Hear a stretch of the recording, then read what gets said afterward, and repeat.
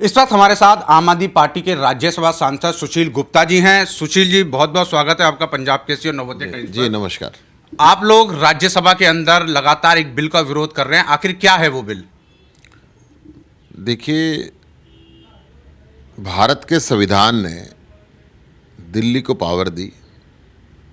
Supreme court of India की constitutional bench ने उस पावर को डिफाइन किया, उसका स्पष्टीकरण दिया कि दिल्ली के अंदर जो कंकरेंट लिस्ट के अंदर और स्टेट लिस्ट के अंदर जो भी सब्जेक्ट हैं, पूरे हिंदुस्तान की जो लिस्ट बनती है उसमें land, law and public order छोड़ के सभी विषयों पे दिल्ली की कैबिनेट को, दिल्ली के मुख्यमंत्री को डिसीजन लेने का अधिकार है।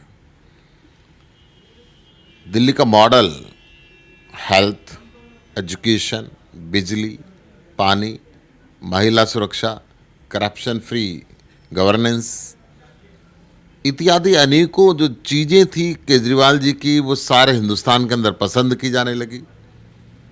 लगातार तीसरी बार आम आदमी पार्टी की सरकार बनी और अब बीजेपी के उपचुनाव के अंदर, एमसीडी के उपचुनाव में बीजेपी को 0 सीट मिली। इस बात से बौखला के बैकडोर से, पार्लियामेंट के माध्यम से ये चुनी हुई सरकार की शक्तियां छीन कर उपराज्यपाल के माध्यम से इस दिल्ली पे राज करना चाहते हैं और ये नीयत इस बिल के माध्यम से स्पष्ट हो गई है। सुप्रीम कोर्ट ने कहा जब चुनी हुई सरकार है, शक्तियां उनकी हैं, सीएम सरकार का हेड है।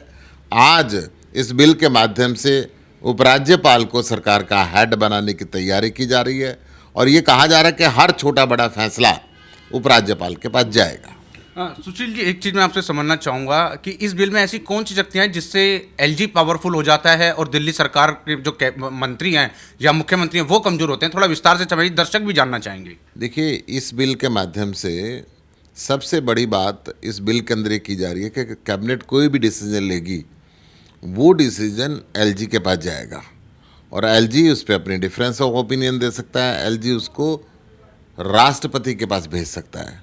तो ऐसी स्थिति के अंदर दिल्ली के हर काम में रोड़ा अटकाने का अधिकार उपराज्यपाल को मिल जाएगा, जिसकी वजह से जो तेज़ी से दिल्ली का विकास हुआ और तेज़ी से लोगों को जो जन सुविधाएँ मिल रही हैं, उनके अंदर फिर कहीं ना कहीं बाधा पड़ेगी। अच्छा, पहले इस बिल के अंदर क्या था? जो अब बिल आ रहे हैं, इससे पहले इस बिल के अंदर क्या था कि पहले सिर्फ ये था कि कोई भी जो कैबिनेट फैसला लेती है वो फैसला लेके कानून लागू हो जाता था। इंटीमेशन, संज्ञान के लिए, उपराज्यपाल के संज्ञान के लिए इंटीमेशन उनके पास जाती थी, परंतु अब फाइल जाएगी और एलजी को पावर दी जा रही है कि वो चाहे तो उस पर अपना डिफरेंस ऑफ ओपिनियन दे दे, वो चाहे तो उसको राष्ट्रपति के पास भेज दे। तो मतलब हर काम में रोड़े अटकाने का एक पूरा तैयारियां कर ली है और इस बिल के अंदर लिखा जा रहा है कि गवर्नमेंट का मतलब उपराज्यपाल।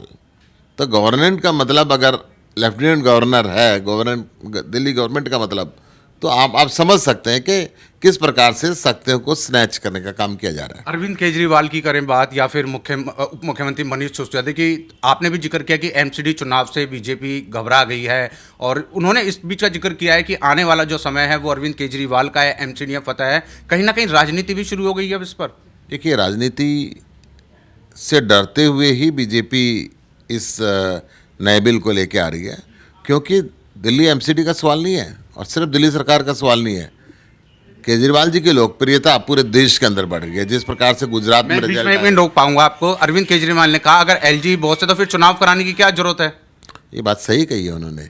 अगर एक नॉमिनेटेड व्यक्ति को सारे अधिकार होंगे और चुनी हुई सरकार को, चुने हुए विधायकों को, चुने हुए मंत्रियों को कोई अधिकार नहीं होगा, तो फिर इस चुनाव का और लोकतंत्र का ढोंग क्यों में रच रहे हैं? आप ये बोलिए कि हम राजतंत्र लागू करना चाहते हैं। हिंदुस्तान सबसे बड़ा लोकतंत्र है और उसकी राजधानी के अंदर आप ये हाल करना चाहते हैं, ये संविधान के विरुद्ध भी है।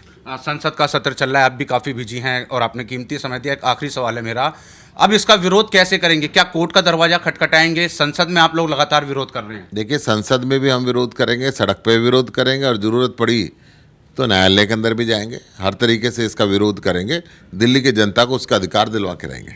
बहुत बहुत शुक्रिया सुशील गुप्ता जी थे आम आदमी पार्टी के राज्यसभा। इनका कहना है कि ये जो बिल लाया जा रहा है इसके पीछे जो साफ साफ कारण है वो अरविंद केजरीवाल की बढ़ती लोकप्रियता और उनके जो विकास कार्य हुए हैं उससे कहीं ना कहीं विपक्ष घबरा रहा है और इस बिल को लेकर संसद में अड़िग है।